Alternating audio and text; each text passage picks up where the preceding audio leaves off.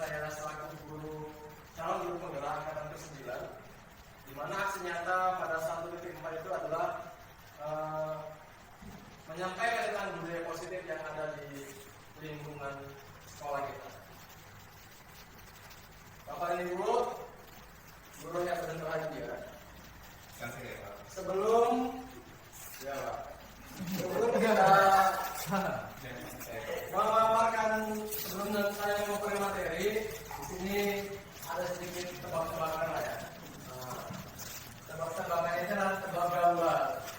Bapak Ibu bisa melihat ini gambar apa?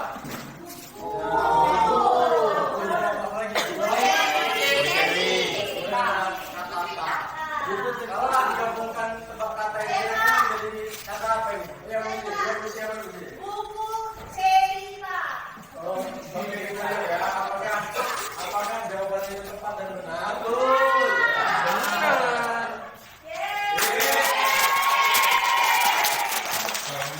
Ternyata walaupun sudah sangat lelah, ya, pikiran dan koneksi kita itu masih sangat-sangat kuat ya Pak Ibu. Nah, selanjutnya di sini ada juga gambar yang kedua. Oh iya, Bu. Disebut tadi ini. Oke. Kami akan ini itu ada kamu yang mau ganti ada lipstick, ganti rambut.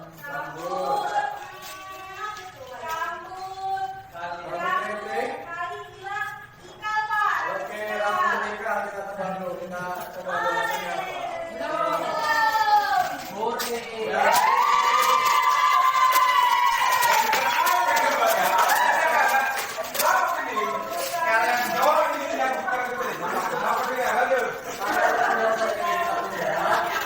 Selanjutnya ada gambar lagi.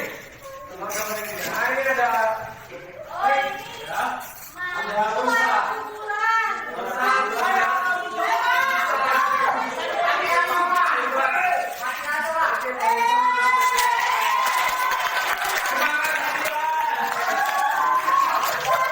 Luar biasa untuk Pak Ibu ya.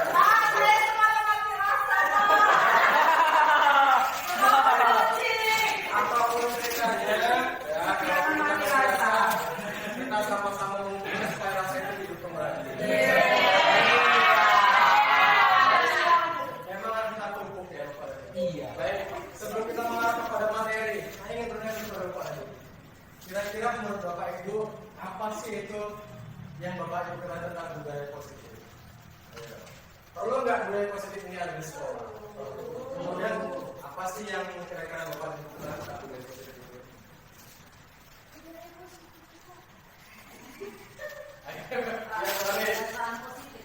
Kalau kebiasaan positif, kalau tindakan, cara lagi, cara, perbuatan, terus lagi, tingkah laku masuk nggak kira-kira?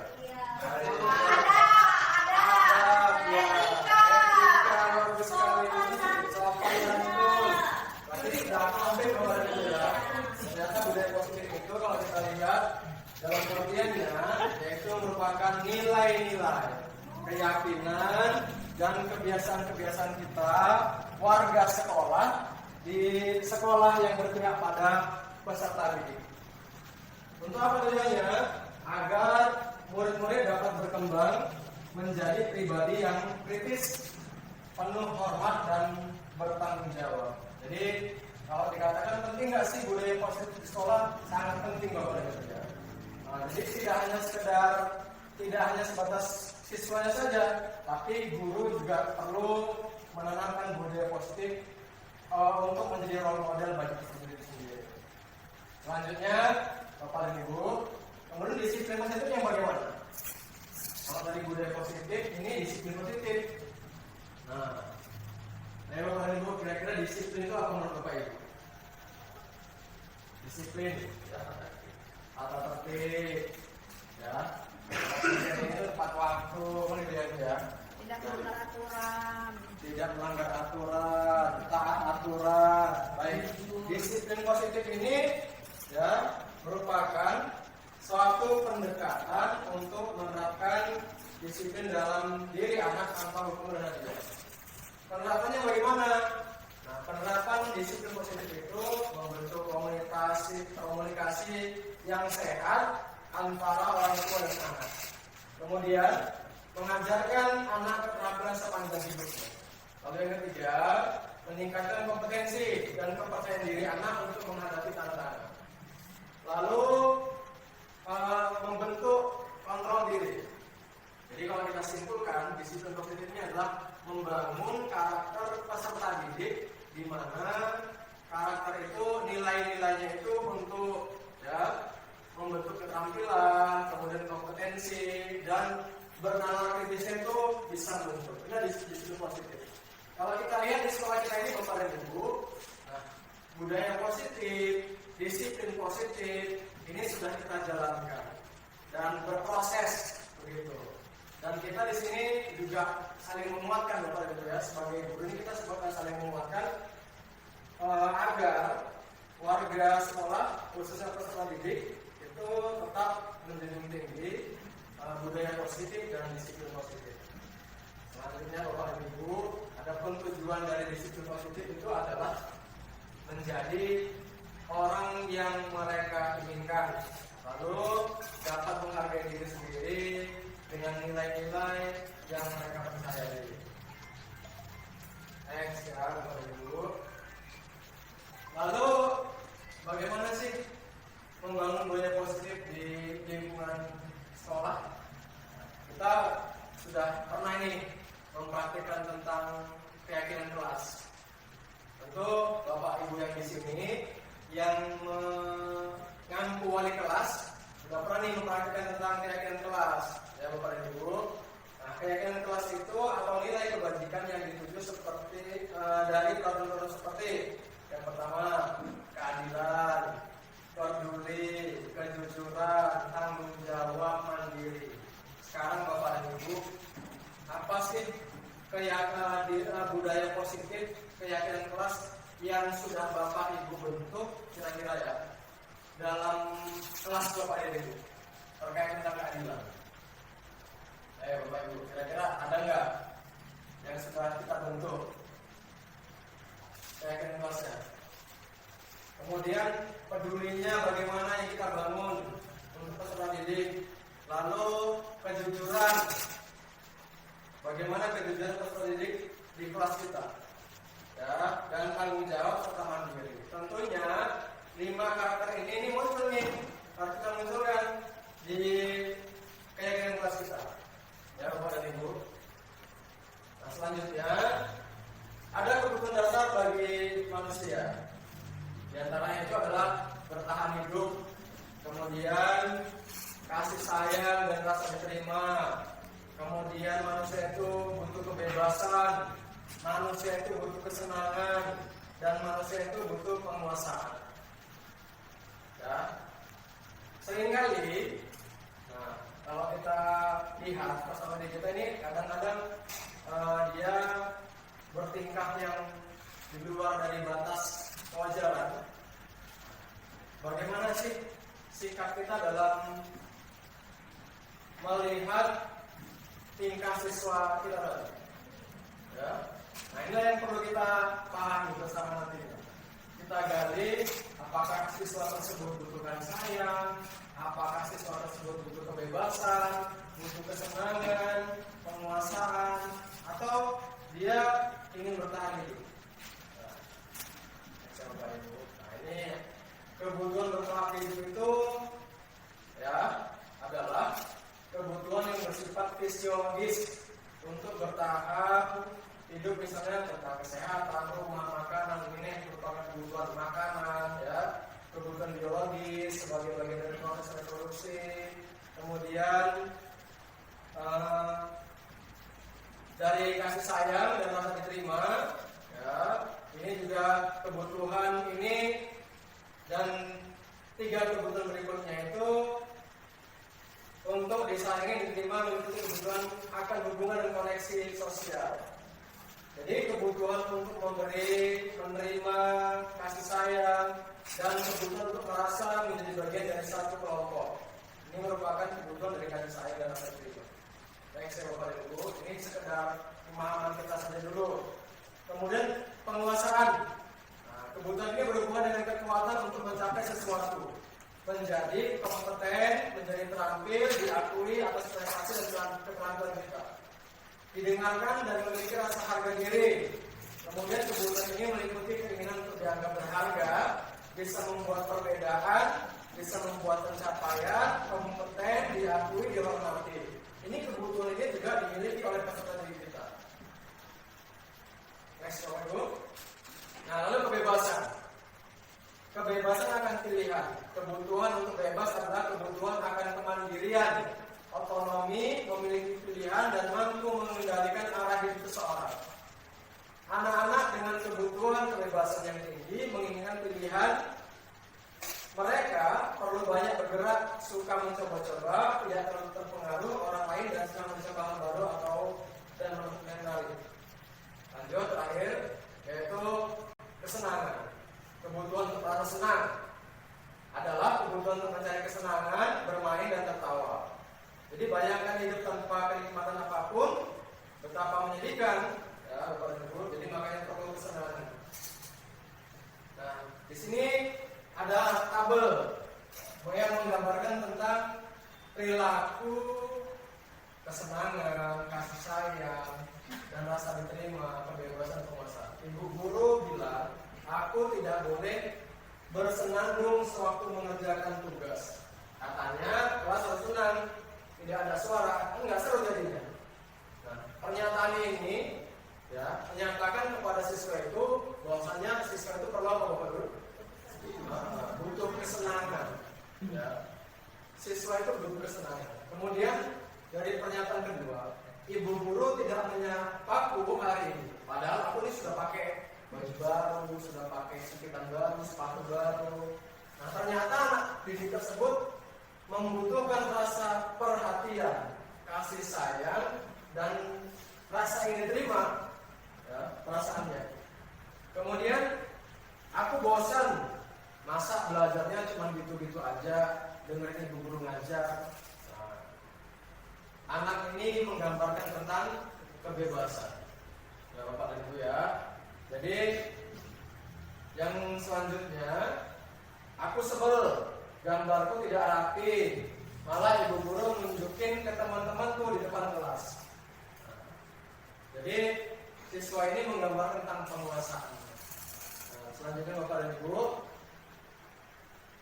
Nah, di sini ada gambaran disiplin positif yang berpusat pada murid. Ada 5 posisi kontrol. Yang pertama itu adalah penghukum, membuat merasa bersalah, kemudian teman, pemantau, dan manajer. Nah, Bapak dan Ibu, kita harus tahu bahwasannya yang namanya disiplin positif itu tidak dibenarkan lagi. Guru memberikan hukuman kepada peserta didik, apapun kondisi siswa kita. Contoh, ketika siswa tidak mengerjakan tugas PR, kira-kira respon Bapak Ibu bagaimana saat yang ingin kita jalankan? Apa sih respon Bapak Ibu? Marah. Terus apa lagi? Menyuruh anak ke depan. Lalu apa lagi? Apa yang Ibu lakukan? Menasihati. Lalu apa lagi? Membuat rasa bersalah. Nah, kira-kira yang Bapak Ibu lakukan itu kira-kira menurut disiplin positifnya sudah benar atau tidak? Belum Bapak Ibu ya. Ternyata disiplin positif itu tidak boleh ada hukuman. Apapun bentuk ya dari kesalahan siswa, peserta kita, siswa tidak mengerjakan PR, guru tidak boleh menghukumnya. Lalu bagaimana cara kita supaya siswa tersebut ada perubahan sikapnya terkait tentang mengerjakan tugasnya? Ya, nanti kita kasih tahu nih cara-caranya. Kemudian guru juga tidak boleh membuat siswa itu merasa bersalah atas kesalahan. Kita kayak menghamil itu dasar kamu anak yang nggak tahu, ya, kurang pintar segala macam. Itu juga tidak boleh berkata seperti itu. Jadi bagaimana pendidik, kita selalu pendidik nih, ya, menggambarkan nilai-nilai positif kepada peserta didik kita. Nah, kalau guru sebagai teman, nah ini nilainya lebih baik ya, nilainya baik. Kenapa? Karena ada kedekatan antara siswa kita bagaimana, ya. Kemudian apa yang dia inginkan. Tapi batasan antara guru dengan siswa itu, ya, kita harus ada kaidah yang menjaganya. Nah, selanjutnya adalah guru sebagai pemantau. Bagaimana cara guru kita sebagai pemantau ini? Kita selalu melihat bagaimana cara kerja siswa itu. Kita hanya sekadar memberikan materi, memonitoring, memantau. Selanjutnya, nah, siswa itu yang mengembangkan kemandirian mereka yang kita bangun di sini. Lalu manajer. Nah, posisi manajer di sini ini yang sangat baik untuk kita terapkan di lingkungan sekolah kita. Di mana menurut Ibu manajer ini apa sih bentuk manajer ini kira-kira? Ayo, ada yang tahu nggak? Kalau Ibu di posisi manajer, apa yang akan Ibu lakukan? Mengarahkan. Lalu apa lagi? Membimbing. Ayo, apa lagi? Memantau. Memantau, ya. Posisi manajer, ya. Berarti kira-kira apa lagi berarti? Memberikan motivasi. Nah, itulah manajer. Ya. Manajer itu mengarahkan, memberitahu, ya, tidak menghardik dan lain sebagainya. Jadi Bapak dan Ibu, ya, kita harus sama-sama tahu nih tentang disiplin positif yang harus kita bangun ketika kita mengajar, ya, di kelas. Kita mulai hari ini ke depannya juga kita menghilangkan nih, ya, prinsip kita untuk menghukum siswa. Kita nggak boleh lagi menghukum siswa berdiri di depan kelas. Kita juga tidak boleh menghukum siswa itu untuk keluar dari kelas. Kita juga tidak boleh nih menghukum siswa lari ke lapangan, push up, ya, jalan jongkok. Itu nilainya, ya, yang akan didapatkan bagi peserta didik nanti adalah menjadi negatif gitu Bapak dan Ibu, ya. Nah, next kepada dulu, ya. Maka dari kesemua ini, apabila kita dapatkan kesalahan bagi peserta didik, perlu adanya restitusi. Restitusi ini kira-kira Bapak dan Ibu pernah dengar lah, ya? Kira-kira sudah pernah dengar belum? Belum, Pak. Belum pernah, ya Bapak dan Ibu. Baik. Jadi kita di sini sama-sama belajar Bapak dan Ibu. Karena di CGP ini, ya, banyak ilmu-ilmu yang kita dapatkan, terutama tentang budaya positif di sekolah. Ternyata yang saya lakukan di sekolah ini selama ini, ya, salah Bapak dan Ibu terkait dengan budaya positif. Yang dulu saya masih suka menghukum siswa, ternyata di CGP ini tidak dibolehkan lagi. Merdeka belajar itu konsepnya itu harus berpihak, berpusat kepada peserta didik. Jadi kita memang harus menjadi guru yang menghamba pada murid. Arti menghamba itu kita ini apa ya kalau bilang, bukan menghamba sebagai hamba kepada sang pencipta gitu, bukan. Tapi menghamba itu apapun yang diinginkan oleh peserta didik, kita siap untuk membackingnya, mendorongnya, membantunya. Begitu loh Bapak Ibu. Nah, di sini ada restitusi.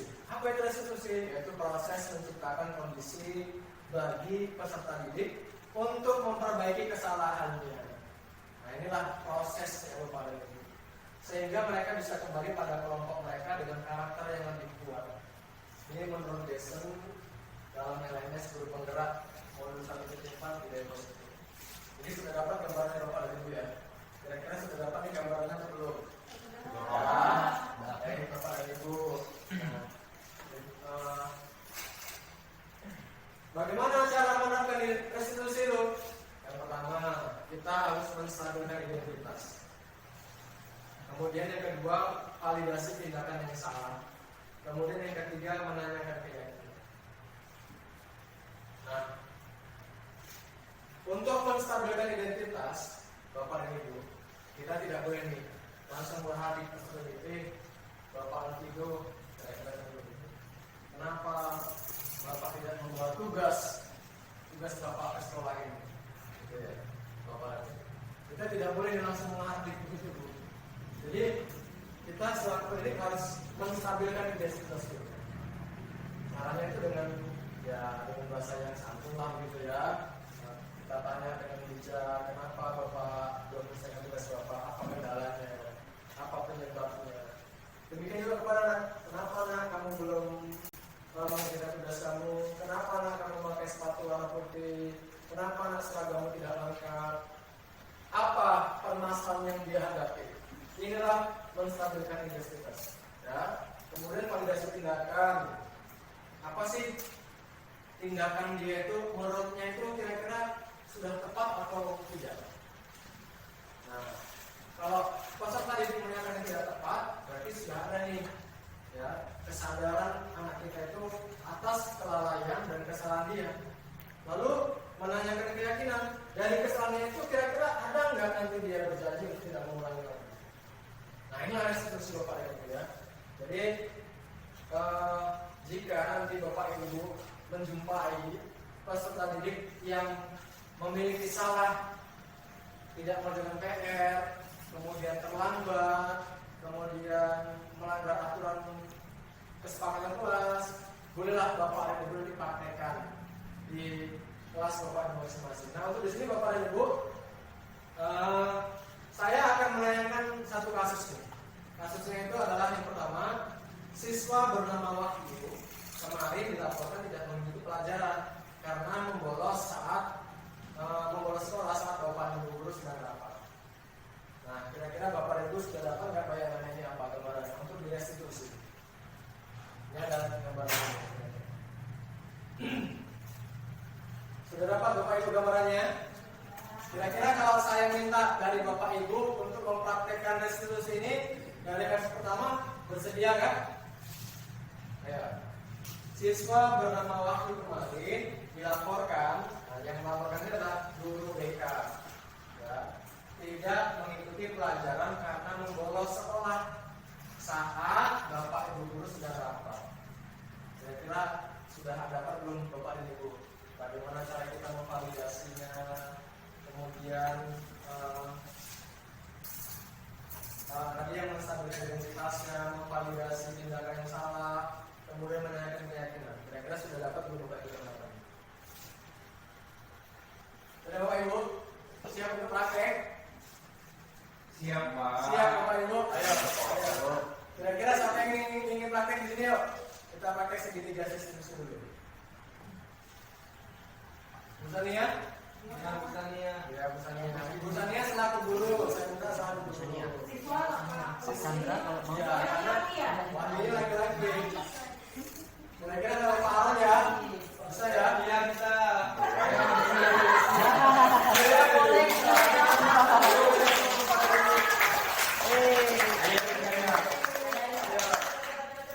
Boleh di meja lah Bapak Ibu ya? Ya, saya bantu. Pak Aldi kenapa Pak Aldi? Kita di depan ini Pak.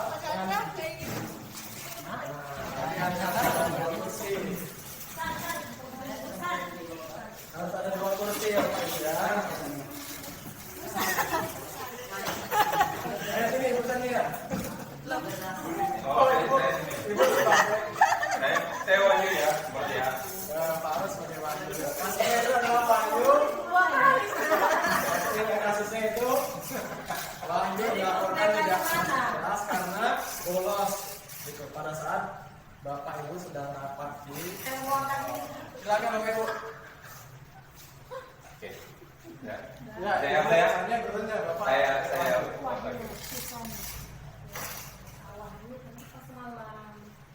apa itu Bu? Ibu lihat di jam ke-5 kamu nggak ada di kelas. Saya di kelas loh Bu. Betul. Iya Bu, di kelas saya Bu.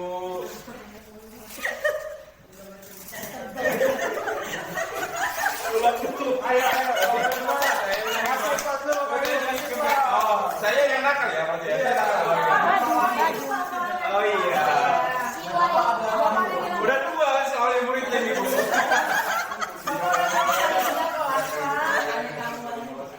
Oke. Wahyu. Ya, dimulai nih Pak. Saya tag ya, 1, 2, 3 ya. Kenapa Bu saya dipanggil Bu? Iya, kamu mesti mana? Cek guru rapat. Ibu kan cek rapat datang kelas. Ah, di kelas saya Bu. Ini masa sih? Iya loh Bu, Ibu nggak nampak saya Bu. Betul Bu, saya di situ loh Bu. Tapi Ibu ini. Panggil aku Cipido Bu, kawan saya. Siapa dorong enggak lah? Ibu tanya dulu Pak Aron. Saya kan di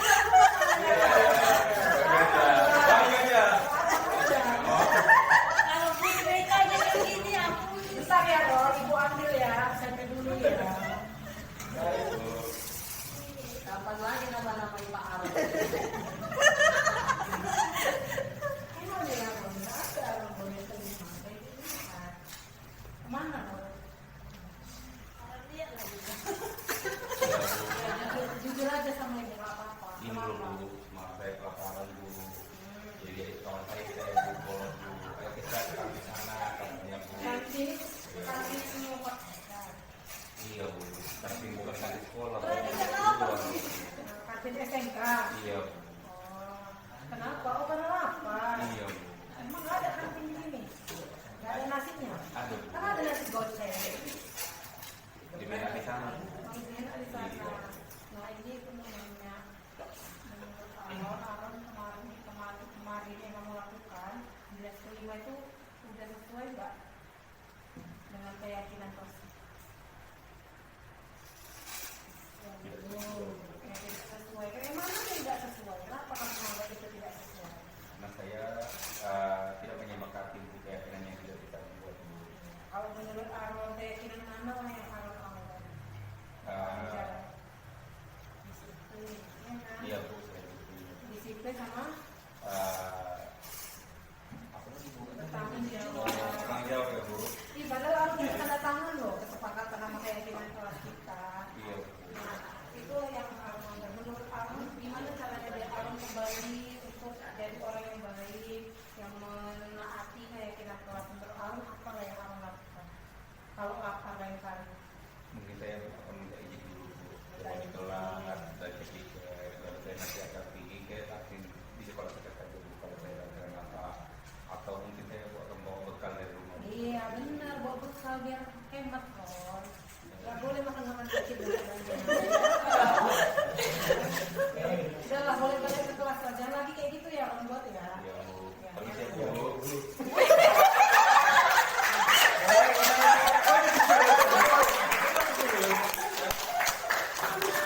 Ternyata Bapak Ibu ya, Bapak Ibu sudah sangat paham tentang restitusi itu yang bagaimana.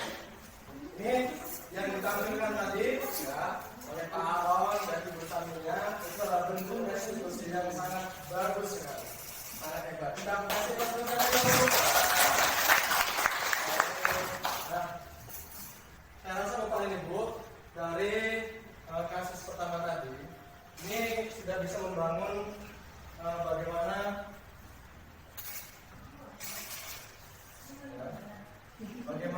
cara kita merestitusi siswa tadi. Ya, tergantung dan disesuaikan dengan kasusnya masing-masing. Yang pertama itu kita memvalidasi dulu apa sih ya kesalahan yang dia buat. Kemudian yang pertama adalah identitas masalahnya dulu, memvalidasi ya.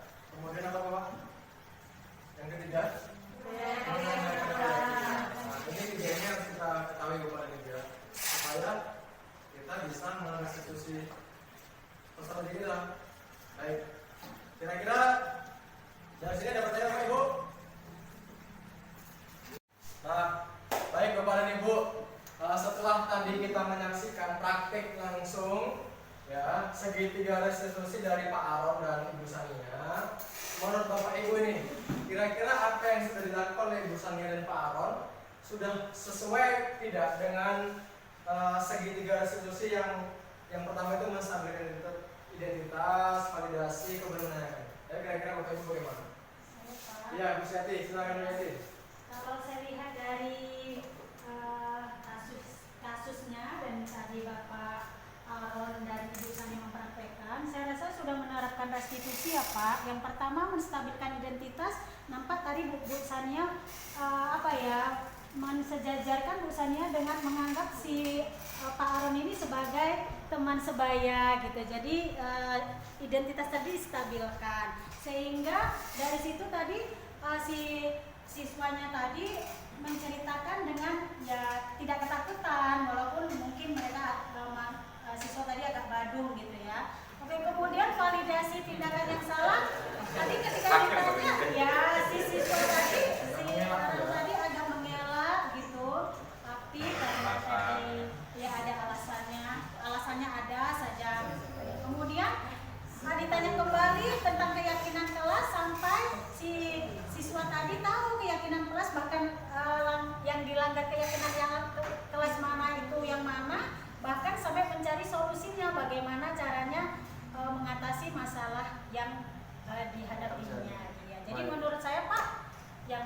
yang menerapkan restitusi. Baik Ibu Yati, terima kasih banyak atas. Kira-kira ada lagi nggak Bapak Ibu? Yang lainnya? Saya Pak. Ya, Ibu Suci. Terima kasih Pak atas kesempatannya. Saya hanya menambahkan sedikit saja sepatah dua kata dari Bu Suyati. Saya setuju dengan apa yang dipaparkan oleh Bu Suyati mengenai kasus tadi. Saya ingin menambahkan baik sebenarnya kita terapkan segitiga restitusi ini karena apa? Dengan menerapkan seperti itu, yang pertama siswa itu tidak akan sakit hati kepada kita sebagai guru. Karena apa? Karena kalau kita tidak menerapkan segitiga restitusi ini, ada hukuman dan konsekuensi itu sangatlah fatal menurut saya. Kalau sudah kena di hati siswa. Kalau kita menerapkan hukuman, maka siswa akan mempunyai rasa sakit hati yang berkepanjangan kepada kita sebagai guru. Begitu juga apabila kita memberikan konsekuensi, siswa juga akan merasakan sakit hati. Nah, gimana caranya supaya siswa tidak merasakan sakit hati kepada kita?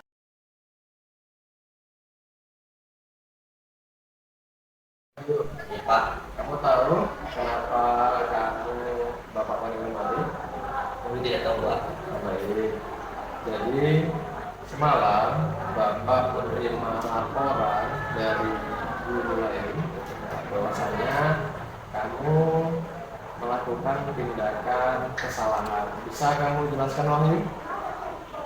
Bisa Pak. Apa kesalahan yang kamu lakukan? Kemarin itu saya membolos Pak. Membolos ya. Lalu kemana kalian pergi membolosnya? Saya pergi nonton kartu Pak. Ya, jadi waktu itu setiap siswa itu ya pasti pernah melakukan kesalahan. Coba kamu pikirkan, ya. Menurut kamu pergi ke kafe itu tindakan yang benar atau salah? Salah Pak. Salah, baik. Kemudian kesalahan kamu ini melanggar kesepakatan kelas atau tidak? Melanggar Pak. Melanggar. Nilai kesepakatan apa yang kamu langgar di sini? Nilai disiplin Pak. Nilai disiplin. Baik. Nah, jadi kenapa kamu sampai membolosoi? Karena saya merasa bosan Pak. Ya, itu saya diajak oleh teman saya untuk membolos, makanya saya ikut untuk membolos juga Pak. Baik. Jadi kamu terpengaruh dengan teman ya, Wahyu ya? Iya Pak. Nah, sekarang Wahyu, kamu sudah sadar atau belum? Sudah Pak. Apakah masih akan membolos lagi? Tidak akan lagi Pak. Saya tidak akan membolos lagi. Untuk kedepannya, ya Wahyu, Ya Pak. apabila guru-guru sedang melaksanakan rapat, apa yang akan kamu lakukan? Saya akan meminta tugas apa yang dikerjakan oleh guru Pak setiap mata pelajaran di saya. Baik. Kemudian, ya, dari pertemuan ini, semoga kamu mendapatkan pelajaran bermakna dari kesalahan yang sudah kamu lakukan. Ya, terima kasih ya Pak. Baik. Sama itu. Assalamualaikum warahmatullahi wabarakatuh. Sebelumnya saya ingin berterima kasih kepada Bapak Suran Mustaqim yang telah memberikan bimbingan restitusi kepada saya sehingga saya dapat menyadari kesalahan-kesalahan saya, dan untuk kedepannya saya akan lebih meningkatkan kedisiplinan dan harus mematuhi peraturan yang ada di kelas saya dan di sekolah saya. Terima kasih.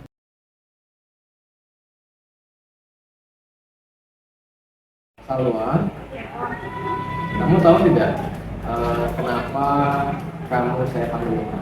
Bapak, saya kurang tahu karena saya dipanggil. Baik, jadi Bapak semalam menerima laporan bahwasanya ketika kamu mengikuti asesmen ada kecurangan yang kamu lakukan.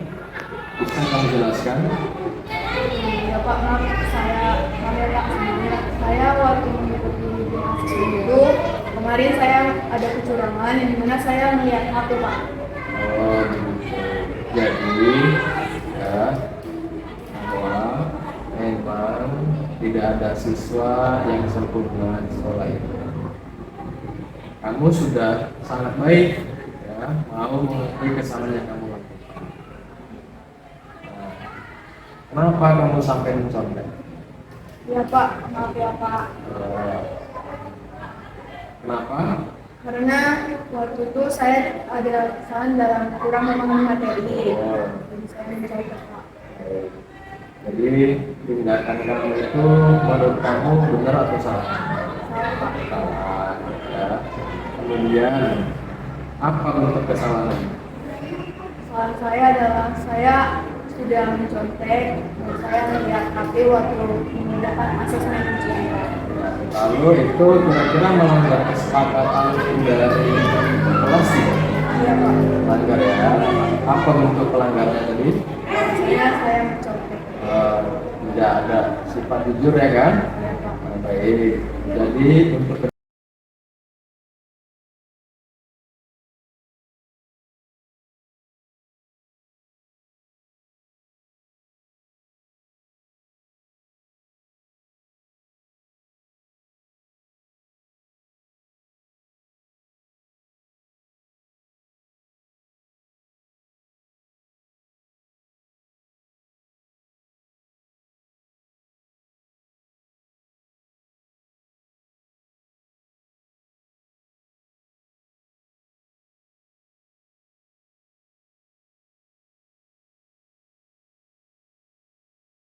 Assalamualaikum warahmatullahi wabarakatuh.